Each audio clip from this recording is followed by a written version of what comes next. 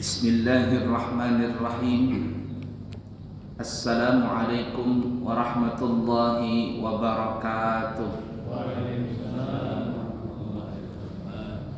Alhamdulillahi rabbil alamin.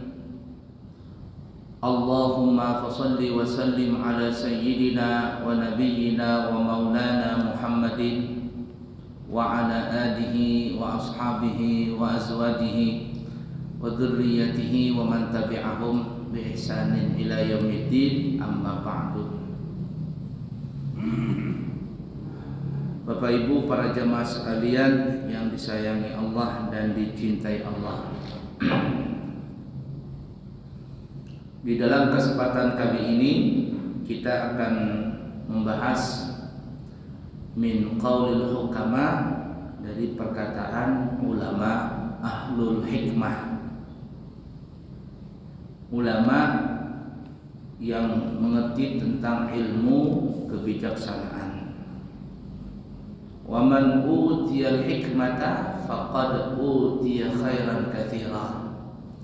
Siapa yang diberikan ilmu hikmah, maka dia telah diberikan kebaikan yang sangat banyak. Ilmu hikmah ini kalau kita bisa artikan adalah inti dari segala ilmu. Ya, ilmunya ilmu. Di dalam ilmu ada lagi ilmunya. Apa kata ahlul hukama?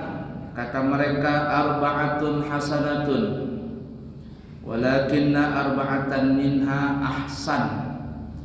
Ada 4 perkara yang mana 4 perkara itu baik, tetapi di atasnya ada yang lebih baik lagi.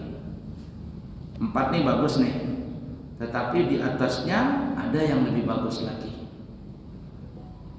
Apa itu? Yang pertama, al-haya'u minar rijali hasan walakinnahu minal mar'ati ahsan. Sifat malu apabila dimiliki oleh laki-laki itu adalah baik, tapi kalau perempuan yang memiliki sifat malu maka itu lebih baik lagi. Malu di sini maksudnya apa? Malu dari melakukan perbuatan yang dilarang Allah. Ada perempuan, ada laki-laki umpama mabok, narkoba, maka perempuan sebenarnya lebih malu lagi. Kalau ada laki-laki, aku malu mabok, aku malu narkoba, itu bagus sudah. Tapi kalau perempuan yang mempunyai sifat malu itu lebih baik lagi. Dan kita tidak bisa membayangkan ya, kalau seandainya umpama ada orang yang melakukan maksiat laki-laki umpama, tapi yang melakukan itu perempuan juga, itu kan sangat gimana begitu. Laki-laki mohon maaf nih ya, yang perokok-perokok nih, umpama laki-laki ngerokok, mungkin sebagian orang merokok itu dianggap gimana gitu. Tapi kalau perempuan yang merokok, kira-kira gimana itu? Lebih parah lagi kan? Ada laki-laki umpama mencuri, tapi kalau yang mencuri itu perempuan, itu lebih parah lagi itu. Nah, jadi yang dimaksud sini malu adalah malu melakukan perbuatan yang dilarang Allah. Selama orang itu masih punya rasa malu, itu masih baik. Berarti dia masih ada sisi baiknya. Tapi kalau orang itu sudah tidak ada lagi rasa malu dalam dirinya, maka bukan lagi malu namanya. Itu namanya malu-maluin. Malu-maluin. Nah,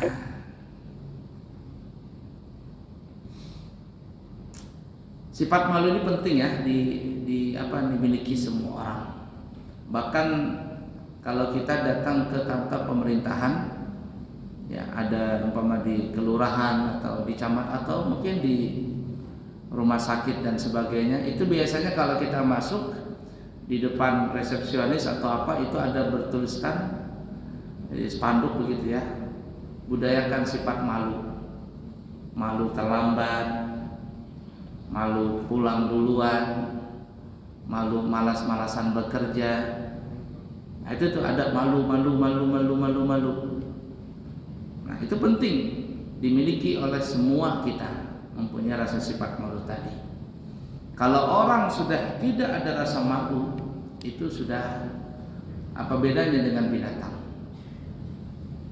Di luar negeri kita melihat ada yang namanya, mohon maaf ya bahasa kita mungkin kalau kurang baik, ada yang namanya pantai bukit. Masuk ke pantai itu sudah tidak ada lagi kita lihat orang berpakaian, jadi semuanya serba seperti binatang, nggak pakai baju, nggak ada benang sedikit pun. Nah, ini sudah tidak ada rasa malunya lagi. Lalu apa bedanya dengan binatang?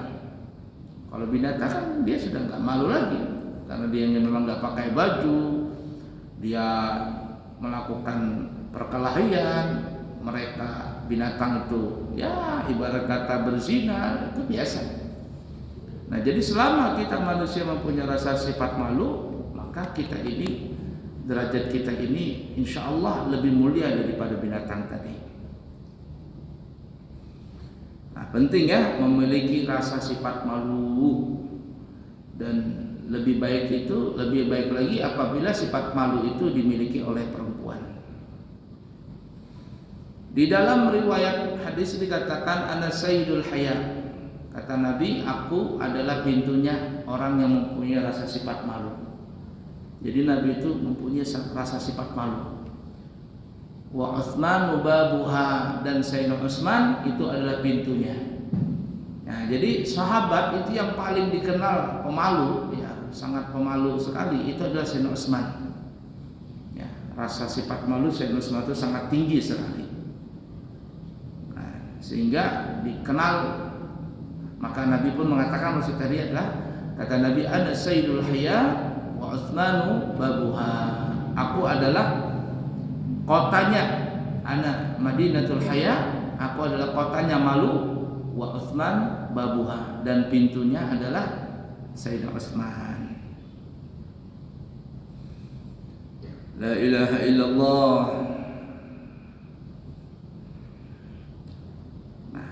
Segi pakaian juga begitu. Laki-laki umpama malu memakai celana pendek, maka perempuan itu lebih malu lagi kalau dia pakai celana pendek. Laki-laki umpama malu membuka bajunya di depan umum, maka perempuan itu mesti lebih malu lagi jangan membuka pakaiannya di depan umum. Laki-laki umpama malu membuat konten-konten yang tidak berguna, maka perempuan itu lebih malu lagi untuk melakukan seperti itu. La ilaha illallah. Nah, ini yang pertama ya, kata ulama ahlul hikmah, sifat malu itu apabila dimiliki oleh laki-laki maka itu baik. Tapi apabila dimiliki sifat malu itu oleh perempuan, itu lebih baik lagi. Yang kedua, kata para ahlul hukama, al-adlu min kulli ahadin hasan, walakinnahu minal umara'i ahsan. Sifat keadilan dimiliki oleh semua orang itu baik. Tapi kalau pemimpin, maka itu lebih baik lagi jikalau mereka mempunyai sifat adil. Adil ini bahasa kitanya adalah wad'us syai'i fi mahallih. Yang disebut adil itu adalah meletakkan sesuatu sesuai dengan kapasitasnya, sesuai dengan tempatnya. Kita punya kopiah, kita taruh kopiah kita di kepala. Kita punya sendal, kita taruh sendal itu di kaki, maka itu adil. Itu seimbang. Tapi kalau seandainya kopiah taruh di kaki, sendal taruh di kepala, maka itu bukan adil namanya. Kata anak zaman sekarang sinting, sedeng, agak miring dia. Kenapa agak miring? Ya kan sudah nggak sesuai dengan tempatnya. Nah, kemudian adil di sini kata ulama tidak mesti harus sama. Adil itu tidak mesti sama. Mungkin ada orang beranggapan adil itu mesti sama. Tidak, adil itu tidak mesti sama. Yang disebut adil tadi ya adalah yang kita sebutkan tadi, meletakkan sesuatu di tempatnya dan tidak mesti harus sama. Bagaimana contohnya? Nah, contoh umpama ada orang punya anak dua, yang satu SD, yang satu SMA umpama. Setiap pagi kita sebagai orang tua memberikan jajan uang sekolah dia. Nah yang SD mungkin kita akan berikan 5.000 lah. Yang SMA kita mungkin berikan 20 atau 25.000. Kira-kira ini adil nggak kalau kita berikan seperti itu? Yang SD 5.000, yang SMA umpama 25.000. Kira-kira adil nggak? Oh adil itu. Kenapa? Karena keperluan si SD, anak SD itu lebih sedikit daripada keperluan anak SMA. Apalagi yang SMA-nya sekolahnya agak jauh, kemudian makan porsinya lebih banyak. Maka kita memberikan yang seperti itu, maka disebut adil. Tapi kalau kita menyamaratakan yang SD 5.000, yang SMA kita kasih 5.000, ini bisa nggak adil. Atau yang SMA 25.000, yang SD 25.000, maka ini tidak adil namanya. Begitu juga umpama ada orang berbini dua, punya istri 2, punya istri 3, punya istri 4 dan seterusnya. Paling mentok 4 ya, tidak boleh lebih daripada itu. Istri pertama umpama diberikan setiap bulan sama suaminya umpama 5 juta. Istri kedua diberikan umpama cuma 2 juta. Oh kenapa istri pertama, istri tua diberikan 5 juta? Karena istri tua punya anak, ya umpama ya, punya anak, punya punya pembantu dan sebagainya. Maka keperluan istri pertama itu lebih banyak daripada istri yang muda. Sedangkan istri muda umpama belum punya anak dan sebagainya. Maka ini adil. Tapi kenyataannya kebanyakan sebaliknya. Istri tua dikasih 2 juta, istri muda dikasih 5 juta. Nah ini kacau seperti ini. Orang-orang yang seperti ini nanti di akhirat, nah mereng jalannya. Jadi kalau ada orang nanti di akhirat mereng jalan begini, itu adalah orang yang punya istri lebih dari 1, tapi dia tidak adil memperlakukan istrinya. Dan dituntut keadilan ini adalah dari segi zahir. Orang yang berpoligami itu dituntut adil dalam segi zahir, dari segi batin tidak bisa. Walan tastati'u an ta'dilu bainan nisa'i walau harastum, kata Allah Ta'ala. Enggak bakalan sampai hari kiamat kalian itu enggak bakalan bisa adil dengan istri kalian, walaupun kalian kepingin berusaha untuk adil. Nah, di sini kata ulama tidak bisa adil di mana? Dalam perasaan. Dari segi perasaan itu manusia itu susah untuk adil. Tapi dari segi zahirnya, sandang, pangan, papan itu mesti wajib adil bagi orang yang mempunyai istri 2, 3 dan seterusnya. Begitu juga kita kepada anak. Kita terus terang sama anak, mungkin anak yang baik kita mungkin lebih sayang daripada anak kita yang agak nakal.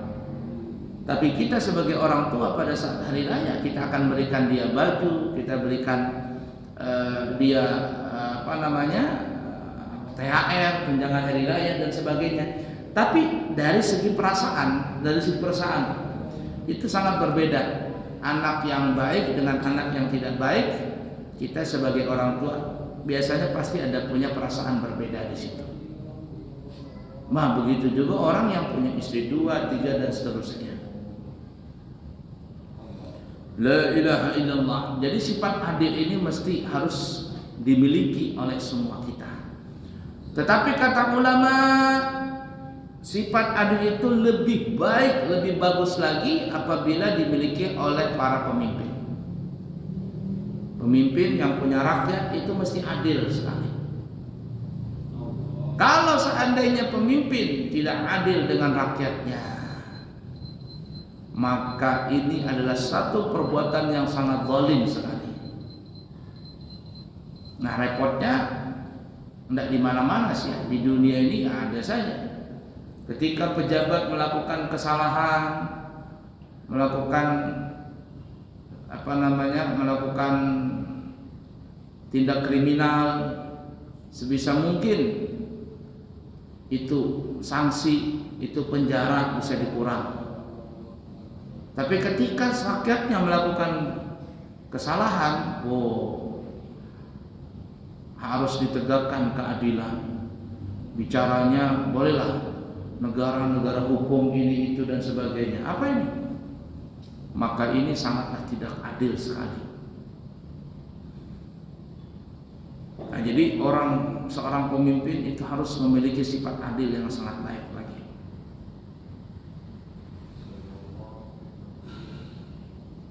Ada dulu seorang perempuan punya anak.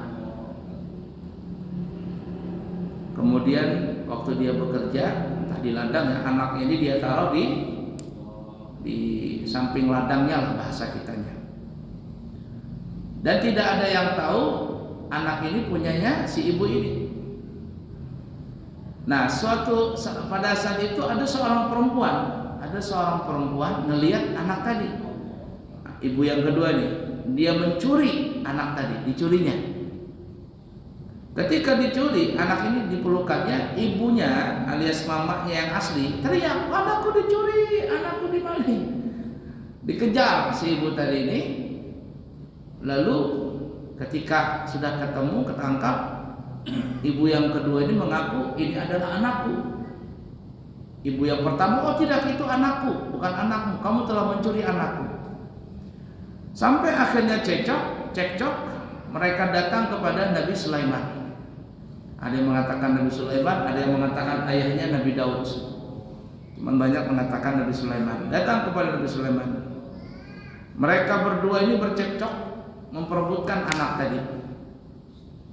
Kata Nabi Sulaiman, hai ibu yang pertama, apa tandanya? Apa buktinya kamu bahwa itu anakmu? Saya tidak ada bukti katanya. Cuma itu adalah anak saya.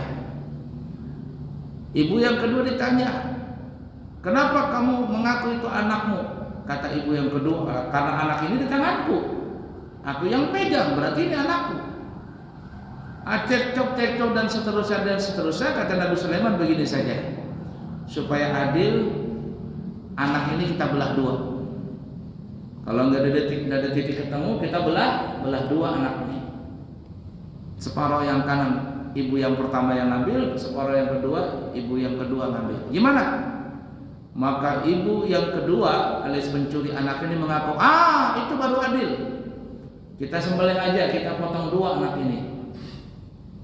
Ya, ibu yang pertama mengatakan, wahai Nabi Sulaiman, jangan dipotong anak, jangan dipotong. Yalah, biarkan saja anak itu diambil sama ibu ini. Walaupun sebenarnya itu anakku, biarkan saja dia hidup, tidak apa-apa, biarkan. Ambil saja, akui saja, anak itu adalah anakmu, asalkan jangan anak itu dibunuh. Mendengar jawaban itu, Nabi Sulaiman berkata, aku sudah tahu siapa pemilik anak ini. Kata Nabi Sulaiman, anak ini adalah ibu yang pertama pemiliknya. Kaget ibu pertama ini, padahal dia sudah menyerahkan anak tadi. Kata ibu tadi, kenapa engkau mengatakan bahwa ini anakku? Padahal aku sudah serahkan tadi anak ini supaya hidup, dibiarkan diambil oleh ibu yang kedua ini. Kata Nabi Sulaiman, sekejam-kejamnya bahasa kita ya, sekejam-kejamnya harimau nggak ada, harimau ingin makan anak sendiri.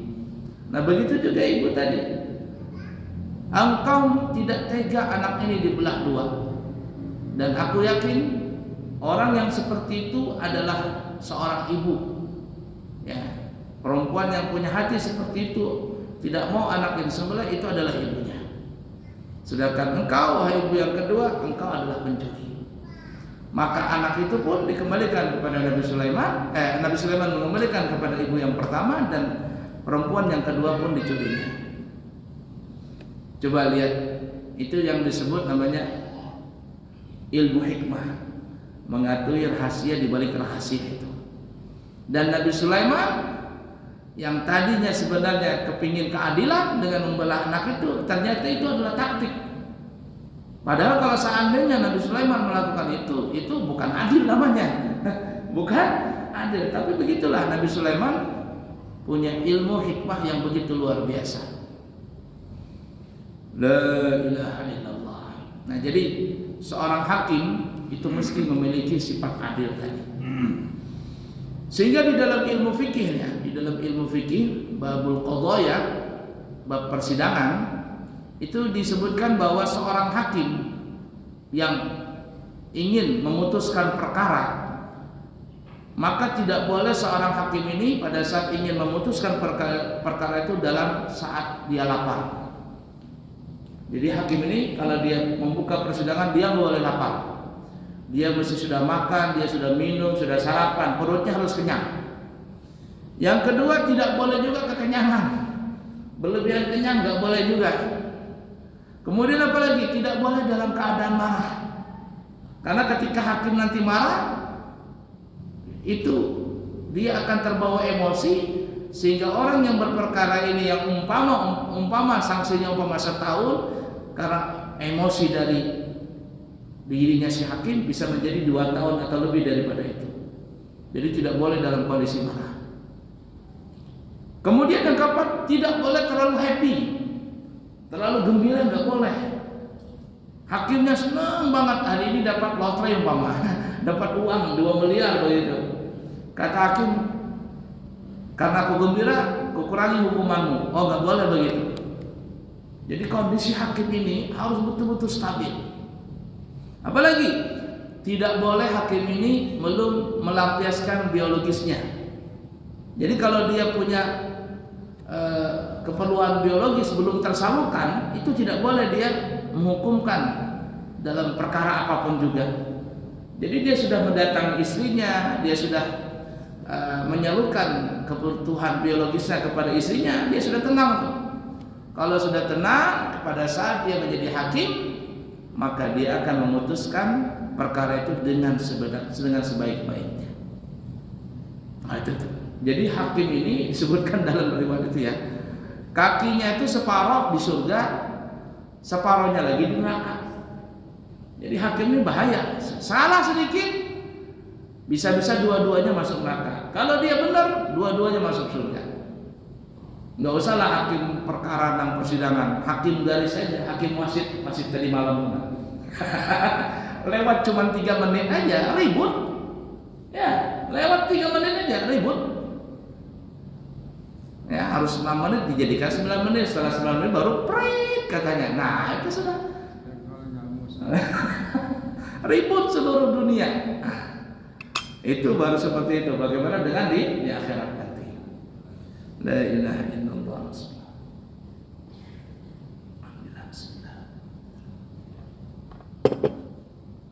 Baiklah ya. Jadi sifat adil itu baik dimiliki oleh semua kita. Tapi seorang pemimpin, seorang hakim, maka itu lebih baik lagi dimiliki sifat adil oleh mereka. La ilaha illallah. Kemudian yang ketiga, wa taubatu minasyaikhi hasanatun walakinnaha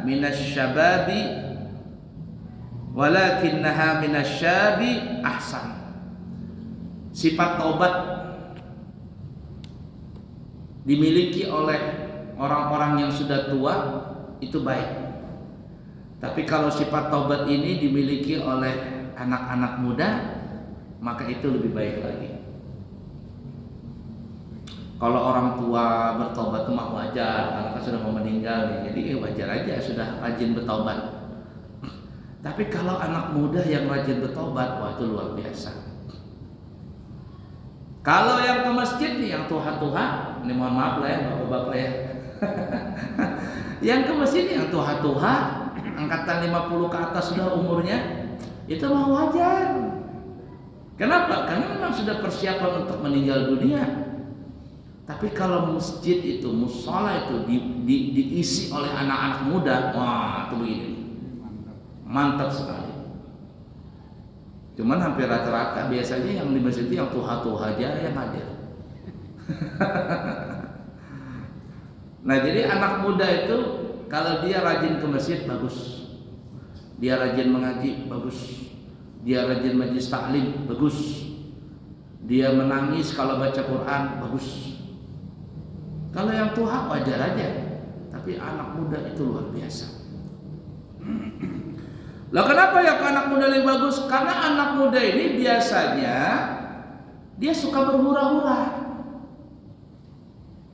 Daripada banyak di masjid, dia lebih suka jalan-jalan, lebih suka dia pergi kemana begitu. Nah, jadi kalau anak muda, umurnya masih muda, dia rajin beribadah, wah itu luar biasa, sangat luar biasa sekali. Tapi ya tadilah jarang ada.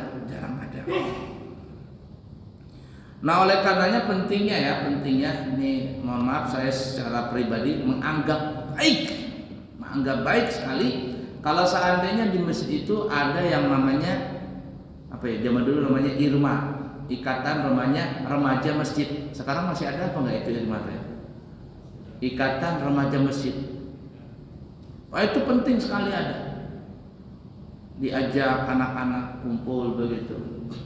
Ada satu masjid itu malam Kamis saya ngajar. Habis maghrib saya ngajar. Yang belajar ya orang-orang tua.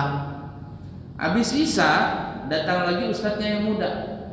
Ustadznya yang muda datang, yang diajarkan siapa? Yang belajar anak-anak muda. Anak-anak ababil itu yang lagi centil-centilnya tuh, anak SMP sama kumpul remaja.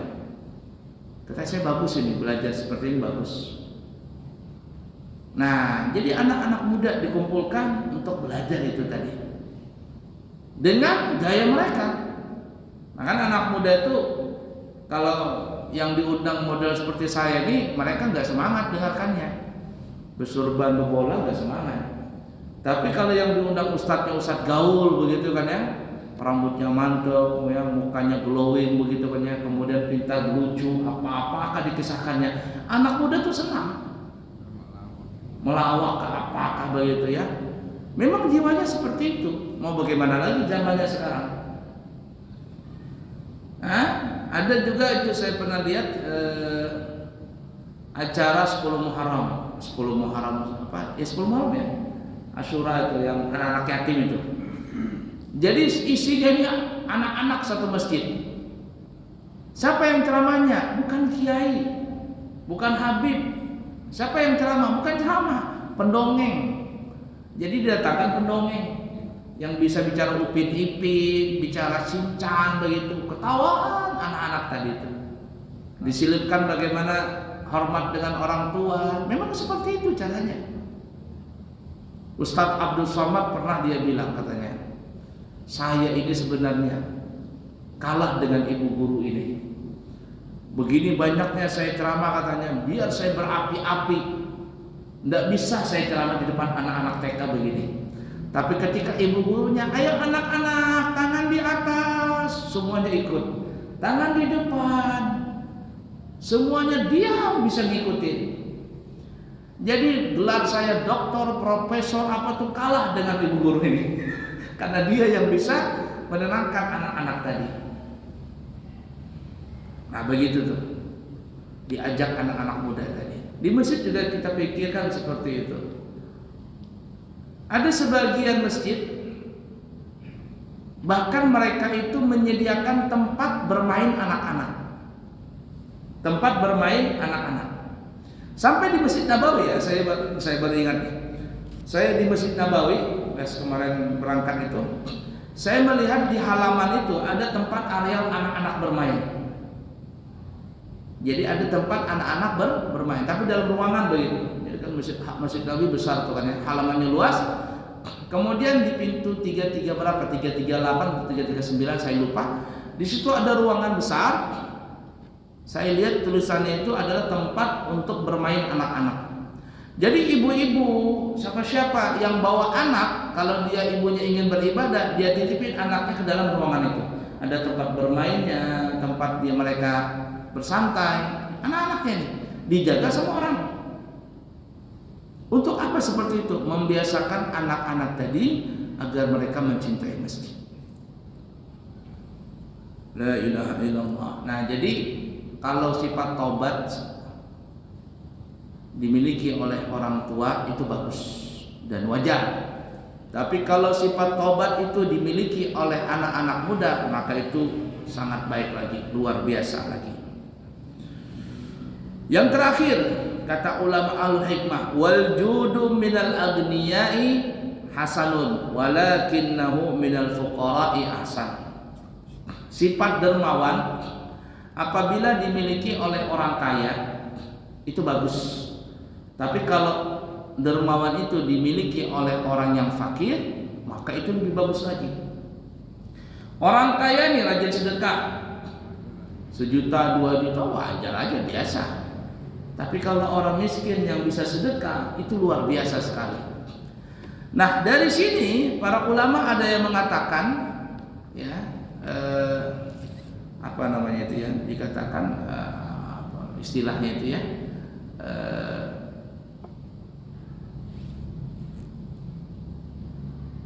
besar kecilnya pahala dari sedekah itu bukan diukur dari nilai yang disedekahkan, tetapi besar kecilnya pahala itu dinilai dari berapa persen yang dia sedekahkan dari harta yang dia simpan.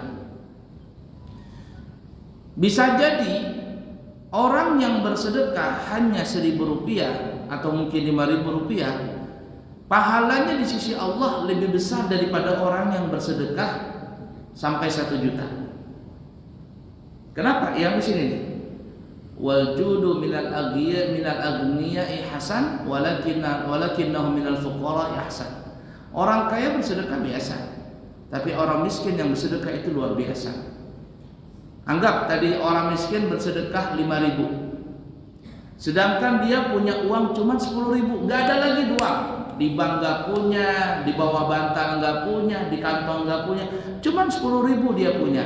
Dia sedekahkan 5.000. Apa artinya 5.000 itu? Orang kaya sedekah 1 juta. Kalau panitia pembangunan mungkin lebih senang yang terima 1 juta daripada 5.000. Betul nggak? Nilainya banyak, tapi di sisi Allah siapa yang paling banyak pahalanya? Ternyata yang paling banyak pahalanya orang yang menyumbang 5.000 tadi. Loh, kenapa? Karena dia nyumbang 50% daripada harta yang dia punya. Sedangkan yang 1 juta memang besar nilainya, tapi di dalam uang banknya, di banknya itu ada 1 miliar. Berapa persen tuh? Belum sampai, 1% belum sampai lagi. Ya, per 1.000, 1/1000-nya lagi. Artinya kita jangan merasa minder kalau kita cuma nyumbang 5.000, 10.000, kalau seandainya kita mampu segitu. Dan juga kita jangan merasa bangga, jangan merasa sudah banyak bersedekah 1 juta, 2 juta, kalau uang kita di bank ada 1 miliar, 2 miliar dan seterusnya. Itulah tindak daripada sifat keadilan Allah Subhanahu wa ta'ala. Nah, ala kulli hal, para jamaah sekalian yang disayangi Allah dan dicintai Allah, mudah-mudahan apa yang kita pelajari pada kesempatan ini kita bisa mengamalkannya, dan mudah-mudahan kita bisa bertemu di kesempatan yang akan datang. Yang baik dari Allah, yang buruk dari pribadi, minta maaf, minta ampun. Subhanakallahumma wa bihamdika asyhadu an la ilaha illa anta astaghfiruka wa atubu ilaihi wa akhiru kalam. Wassalamu alaikum warahmatullahi wabarakatuh.